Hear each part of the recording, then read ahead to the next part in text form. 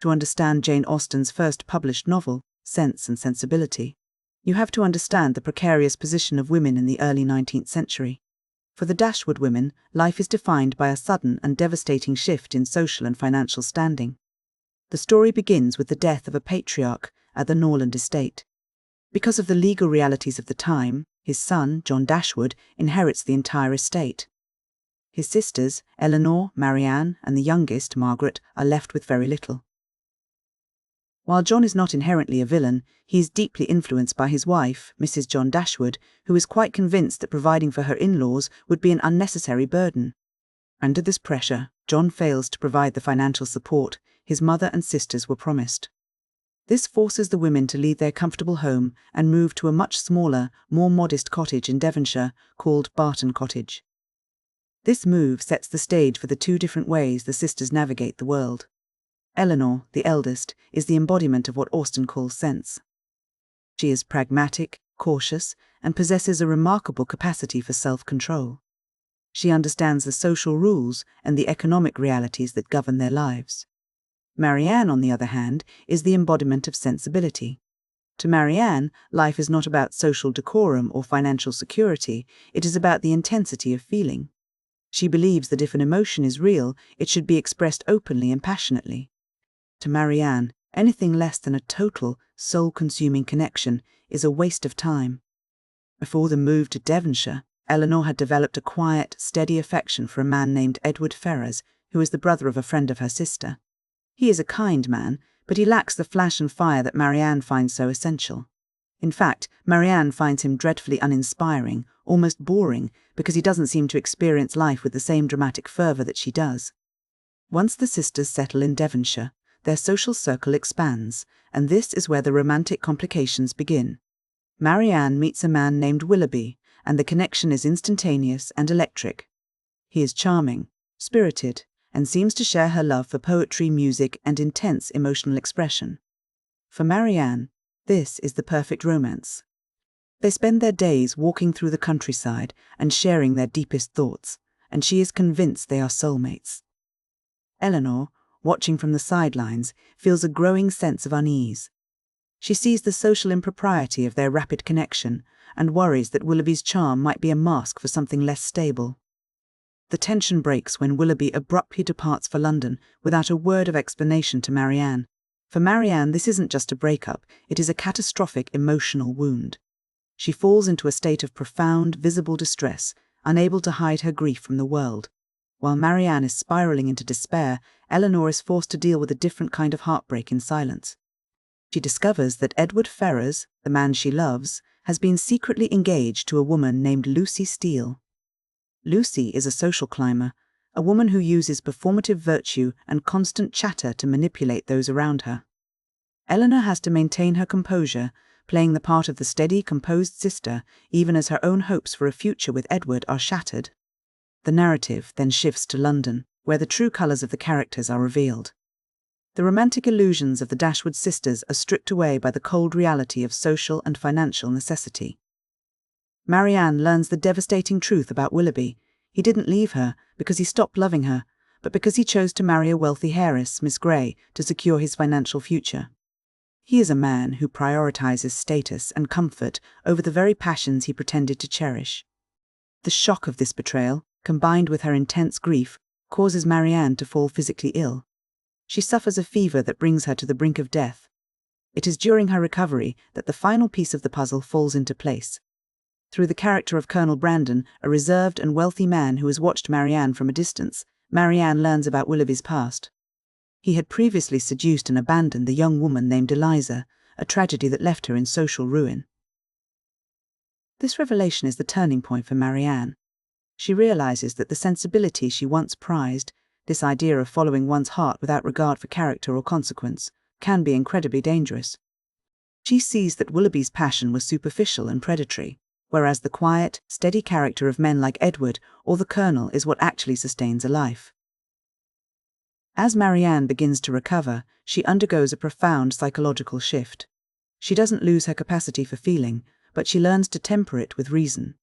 She moves from a state of unmoderated sensibility to a more disciplined, rational approach to life. The resolution of the novel comes through a series of unexpected shifts in fortune. Edward Ferrars, who had been disinherited by his mother for his refusal to marry for money or social standing, finds himself in a position of freedom. It turns out that the manipulative Lucy Steele has moved on to marry Edward's brother, Robert, who is much more willing to play the social game she thrives on. With the obstacle of the secret engagement removed, Edward is finally free to marry Elinor. Meanwhile, Colonel Brandon, who has remained steadfast and principled throughout the chaos, proposes to Marianne. While some readers find the idea of Marianne marrying an older, more reserved man to be a compromise within the logic of the book, it is a triumph of character over impulse. She accepts, finding in him a love that is stable, respectful, and deeply rooted in reality. The novel ends with the sisters living in harmony, both having found happiness through a balance of what they once thought were opposing forces. When we look back at the story, the central theme is clearly the tension between sense and sensibility. Austen is asking us, how should we live? Should we live entirely by our emotions, following every impulse of the heart, or should we live by the rules of reason, social decorum, and pragmatism? The book suggests that neither extreme is sustainable. Pure sensibility, as seen in Marianne's initial state, leads to emotional exhaustion, social embarrassment, and even physical danger. It is a way of living that leaves a person vulnerable to predators like Willoughby, who can use the language of passion to mask a lack of moral substance. On the other hand, pure sense, if taken to an extreme, can lead to a life that is cold, repressed, and devoid of joy. Elinor, for all her strength, has to endure significant suffering because she is so focused on maintaining social decorum and suppressing her own needs.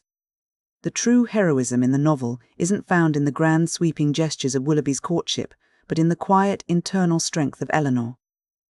She demonstrates that true character is found in the ability to maintain one's principles and duties even when the heart is breaking. Her sense is not just about being practical, it is about the moral fortitude required to navigate a world that is often unfair and economically restrictive. This brings us to the role of money and marriage, which is the engine of the entire plot. In the world Austen describes, marriage is rarely just about love, it is a vital economic contract. For women like the Dashwood sisters, who have no legal right to inherit property, marriage is the only way to ensure survival. This reality creates a constant tension between romantic idealism and economic pragmatism. Willoughby represents the cynical side of this tension. He uses the appearance of romantic idealism to mask a purely pragmatic, self-serving motive. Lucy Steele represents the social climber who uses the mechanics of marriage and manners to climb the ladder. Austen uses these characters to make a distinction between superficial charm and deep-seated integrity. Willoughby has the charm, but no character. Edward and Colonel Brandon have character, but they lack the performative, flashy charm that initially attracts the women. By the end of the book, the winners are those who possess character. There is also a subtle commentary on the performance of social manners. We see characters like the Steeles who use decorum as a weapon or a tool. They are very good at saying the right things and appearing virtuous, but their actions never align with their words. Austen is teaching us to look past the performance of sensibility, the crying, the sighing, the dramatic declarations, and to look instead at the underlying actions of the individual. Interestingly, there is a scholarly debate about whether Austen is ultimately favouring Elinor or Marianne. Some argue that the book is a victory for Elinor's temperament, as she is the one who remains most consistently correct. Others suggest that Marianne's evolution is the real heart of the story, as she undergoes the most significant growth, moving from a state of dangerous immaturity to a state of balanced maturity. In many ways, the resolution of the novel is a call for integration. The characters don't just choose one side, they find a way to marry the two. Marianne learns that passion without reason is reckless, and Elinor learns that reason without passion is hollow. The happy endings for both sisters depend on this balance. They find partners who complement their strengths and mitigate their weaknesses. Elinor finds a man who is steady enough to support her, and Marianne finds a man who is stable enough to ground her. Ultimately, Sense and Sensibility is a study of how we find our footing in a world that is constantly shifting beneath our feet.